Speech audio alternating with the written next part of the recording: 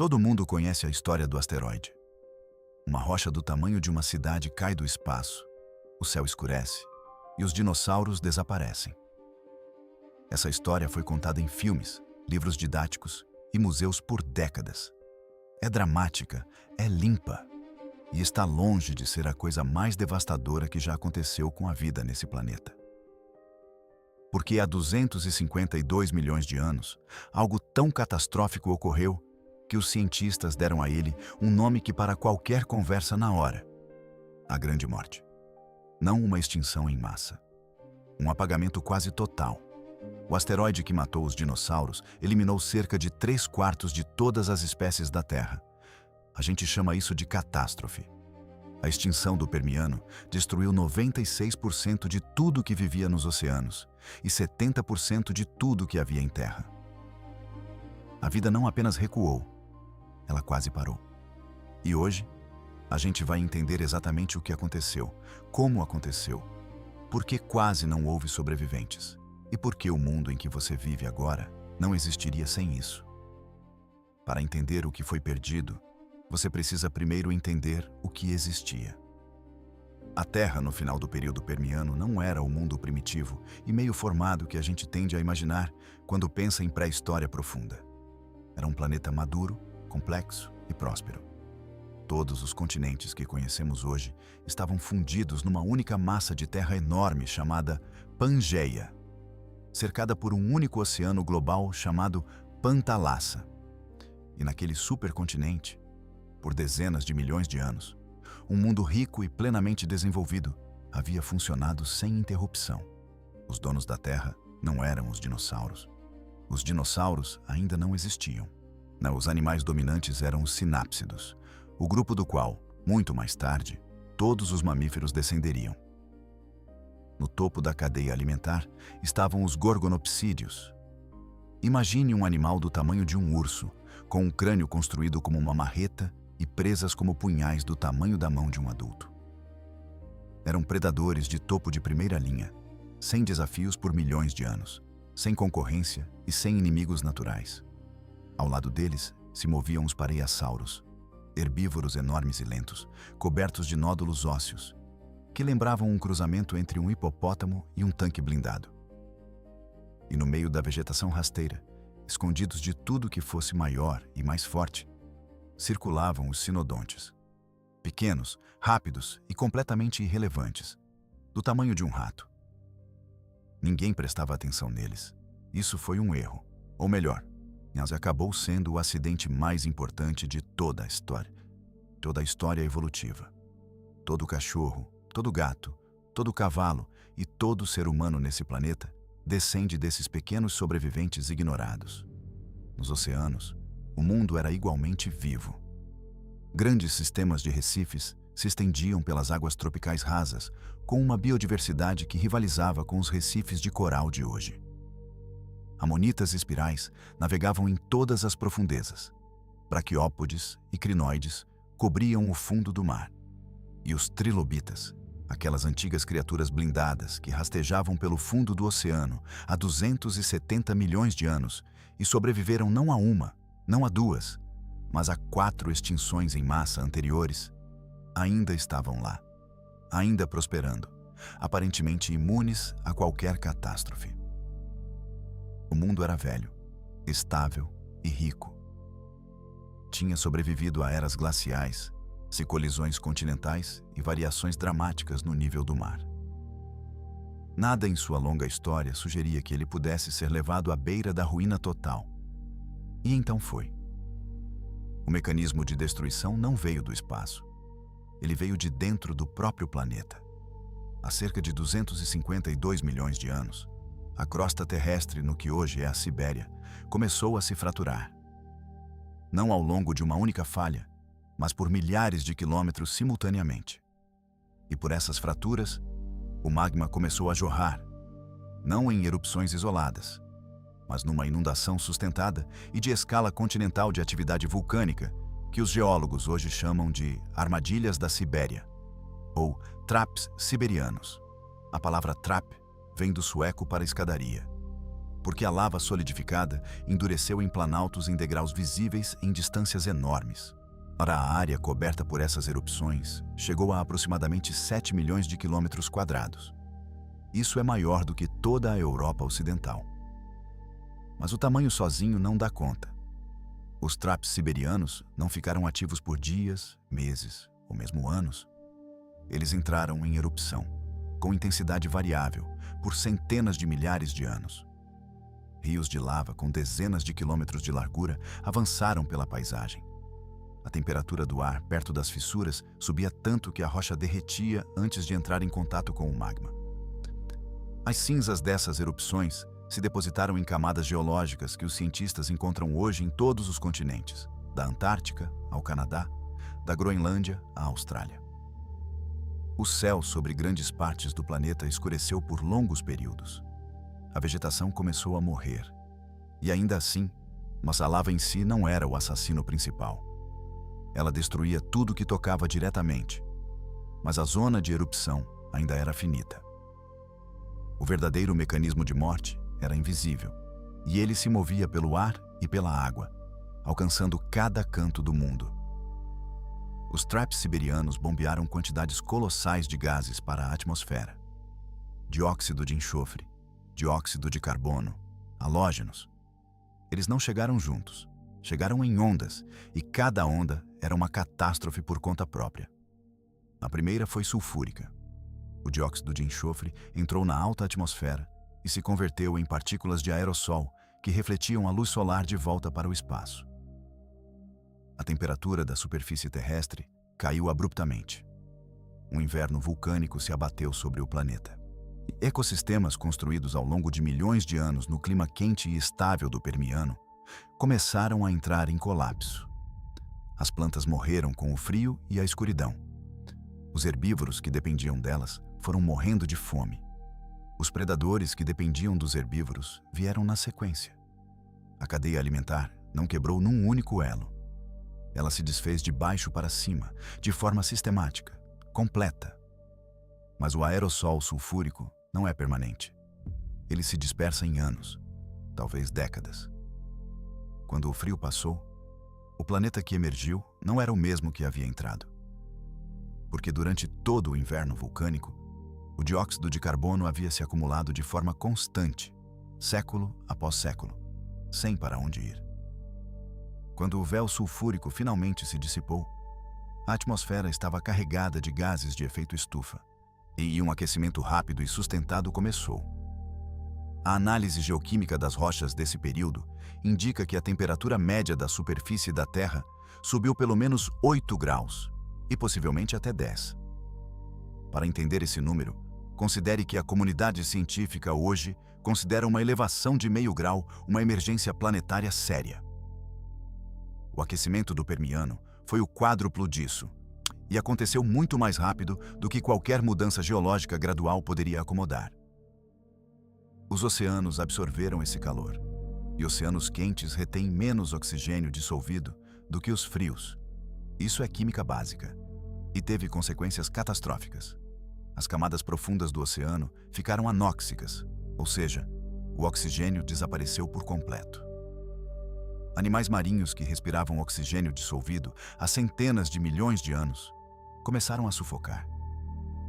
Os corais, o que precisam de oxigênio para construir seus esqueletos de carbonato de cálcio, morreram primeiro.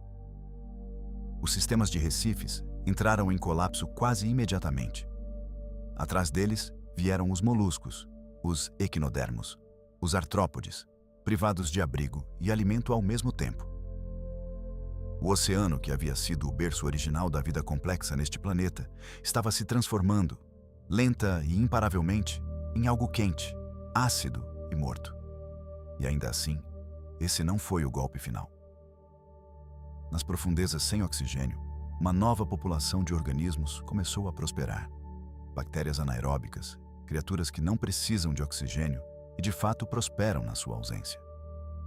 Entre elas estavam as bactérias de enxofre verde, que produzem sulfeto de hidrogênio como subproduto do metabolismo.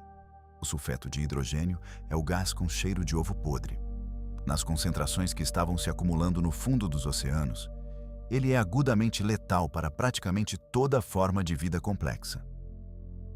À medida que as profundezas ficavam saturadas, o sulfeto de hidrogênio começou a subir pela coluna d'água e, eventualmente, para a atmosfera. O paleontólogo Peter Ward, da Universidade de Washington, propôs que, durante esse período, o céu sobre os oceanos pode ter mudado de cor, tomando um tom esverdeado ou arroxeado, enquanto bactérias sulfurosas brotavam nas águas superficiais em quantidades impossíveis de imaginar. Guarda essa imagem na sua cabeça. Um céu verde e envenenado sobre um oceano quente e agonizante. No horizonte, o brilho vermelho escuro da lava saindo de fissuras na terra que se estendiam além do alcance da vista. Isso não é uma cena de produção científica. Isso é uma reconstituição científica de como a Terra parecia no auge da extinção do Permiano. E o sulfeto de hidrogênio, uma vez na atmosfera, desencadeou mais uma camada de destruição. Ele começou a corroer a camada de ozônio, o escudo atmosférico que bloqueia a radiação ultravioleta do Sol de atingir a superfície. Esporos fósseis de plantas recuperados das camadas do limite Permiano ao redor do mundo mostram evidências claras de mutações causadas por UV. Os organismos que haviam sobrevivido ao frio, ao calor, à fome, ao sufocamento e ao envenenamento por sulfeto de hidrogênio agora enfrentavam radiação solar sem qualquer filtro ou proteção. O planeta havia se tornado inabitável em todos os níveis simultaneamente, na água, em terra e no ar acima. Cientistas descrevem esse tipo de destruição em cascata como uma série de feedbacks positivos, e onde cada novo desastre amplifica os que já estão em andamento, e o sistema acelera o seu próprio colapso. Em 2018, uma equipe internacional de geoquímicos publicou descobertas que acrescentaram mais uma camada de certeza a esse quadro. Analisando amostras de rocha do limite Permiano-Triássico em todos os continentes, eles encontraram concentrações anormalmente altas de mercúrio, um marcador geológico confiável de atividade vulcânica em larga escala. Os rastros de mercúrio apareceram em amostras do Canadá, China, Austrália e Groenlândia. O envenenamento não era regional, não estava concentrado perto da zona de erupção. Era global, alcançando cada canto do planeta sem exceção. E então, veio a descoberta que pode ser a mais perturbadora de todas. Pesquisas de paleontólogos chineses e americanos revelaram que a extinção não chegou como uma única catástrofe. Ela veio em duas ondas, separadas por aproximadamente 60 mil anos. A primeira onda atingiu os ecossistemas terrestres. A segunda acabou com os oceanos. Na escala humana, 60 mil anos parece uma eternidade. Tempo suficiente para civilizações inteiras surgirem e desaparecerem. Mas na escala evolutiva, é praticamente uma respiração. Foi tempo suficiente para as espécies sobreviventes começarem a se recuperar. As populações começaram a se reconstruir. Os animais se moveram para os nichos ecológicos vazios deixados pelos mortos. As cadeias alimentares começaram a se remontar, frágeis e incompletas, mas presentes. A vida tentou. E então a segunda onda chegou, mais pesada que a primeira, caindo sobre organismos já enfraquecidos, uns já reduzidos, já operando sem a redundância que um ecossistema saudável oferece. Dessa vez, não havia mais nada para absorver o impacto. O saldo foi total e específico. Os trilobitas, que haviam rastejado pelo fundo do oceano por 270 milhões de anos e sobrevivido a cada catástrofe que o planeta jogou sobre eles em 4 extinções separadas, haviam sumido. Não diminuídos, não reduzidos, extintos, completa e permanentemente, com toda a sua linhagem encerrada no sedimento do Permiano após quase 300 milhões de anos de existência ininterrupta. Os gorgonopsídeos e a grande maioria dos grandes sinápsidos foram apagados. Os ecossistemas de Recife, que levaram dezenas de milhões de anos para se formar, deixaram de existir. E não retornariam em nada parecido com a sua complexidade anterior por outros 10 milhões de anos. Em terra, as florestas morreram e não foram substituídas por nova vegetação. Foram substituídas por fungos. Paleontólogos que examinam camadas geológicas do início do período Triássico consistentemente encontram o que é chamado de pico fúngico, uma faixa no registro rochoso onde esporos de fungos superam o pólen de plantas em proporções que indicam que o mundo vivo havia dado lugar a um mundo de decomposição. Houve um período neste planeta que durou milhões de anos, em que as formas de vida mais bem-sucedidas eram os organismos que consumiam cadáveres. Alguns pesquisadores descrevem a Terra do início do Triássico como um planeta cemitério. As regiões equatoriais se tornaram zonas biologicamente vazias, onde as temperaturas eram simplesmente altas demais para que grandes animais sobrevivessem. A vida persistia apenas próxima aos polos, onde o calor era um pouco mais tolerável. E mesmo lá, ela persistia numa forma reduzida, simplificada e frágil. 5 milhões de anos após o pico da catástrofe, as temperaturas ainda estavam bem acima dos níveis pré-extinção. A recuperação não foi uma virada. Foi um avanço lento e doloroso de volta a partir da beira do nada. Mas algo sobreviveu. E é aqui que a história vira. Os sobreviventes não foram os poderosos, não foram os dominantes. Foram os pequenos, os escondidos, os ignorados. Os sinodontes, aqueles sinápsidos do tamanho de ratos que haviam passado o Permiano nas margens, fugindo dos gorgonopsídeos, comendo o que conseguissem achar, tinham exatamente as qualidades que o novo mundo exigia. Corpo pequeno significava baixa necessidade calórica. Comportamento de escavar tocas significava abrigo contra extremos de temperatura e radiação, UV. Flexibilidade fisiológica significava capacidade de funcionar com menos oxigênio. As características que os mantinham invisíveis e irrelevantes por milhões de anos tornaram-se, no espaço de uma única catástrofe, as únicas características que importavam. Todo mamífero vivo hoje, toda baleia, todo elefante, todo ser humano, descende desses sobreviventes. Eles não herdaram a Terra porque eram os melhores. Eles a herdaram porque os melhores haviam sido destruídos, e eles ainda estavam lá.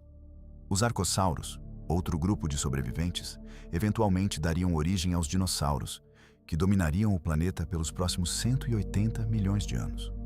E os dinossauros, por sua vez, seriam extintos pelo asteroide, liberando o caminho mais uma vez para que esses descendentes mamíferos dos sobreviventes do Permiano finalmente se expandissem e se diversificassem no mundo que conhecemos hoje.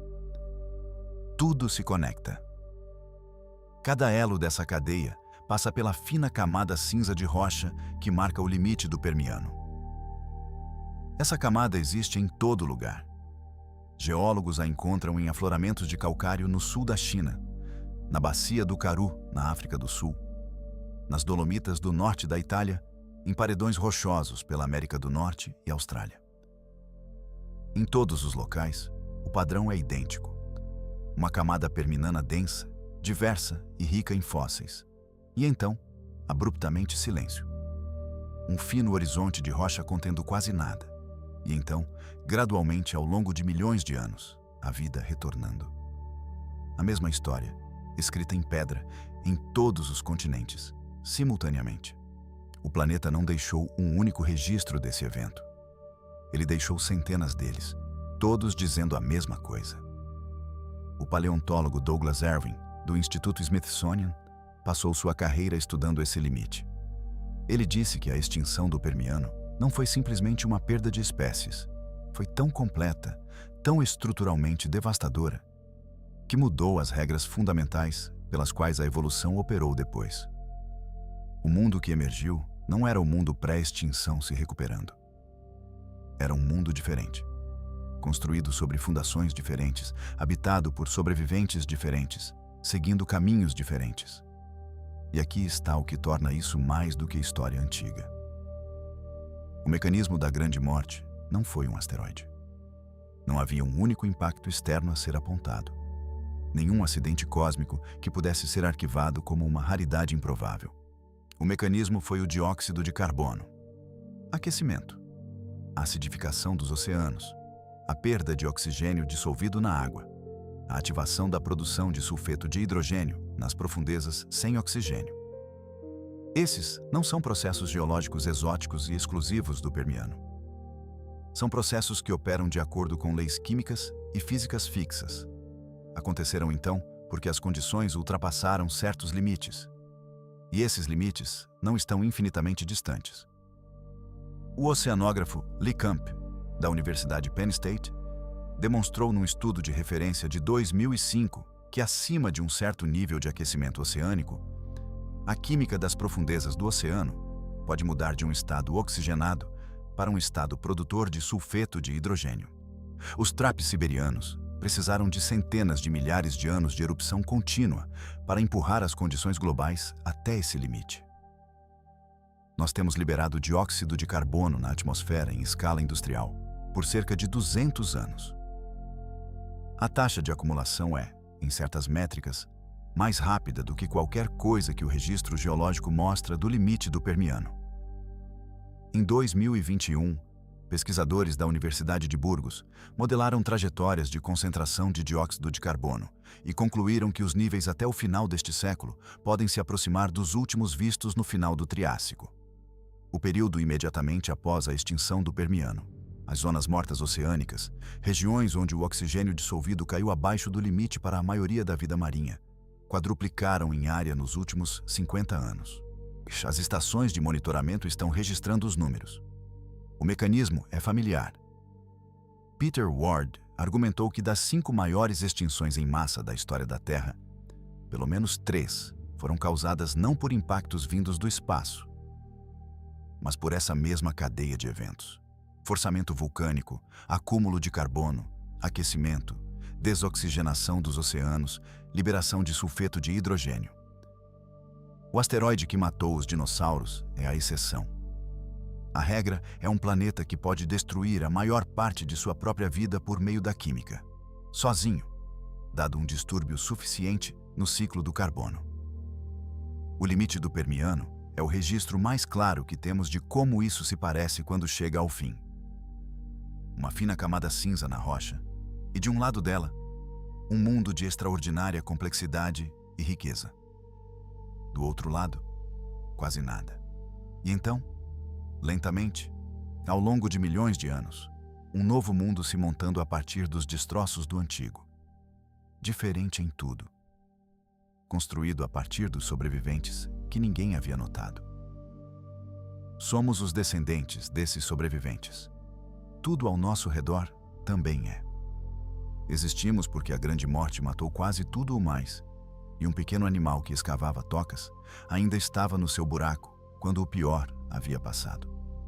Não somos a primeira tentativa da natureza de construir um mundo complexo, inteligente e consciente de si mesmo, mas somos, até agora, a única tentativa capaz de ler a rocha e entender o que esse registro diz. Se somos também a tentativa que aprende com ele, essa continua sendo a única questão em aberto.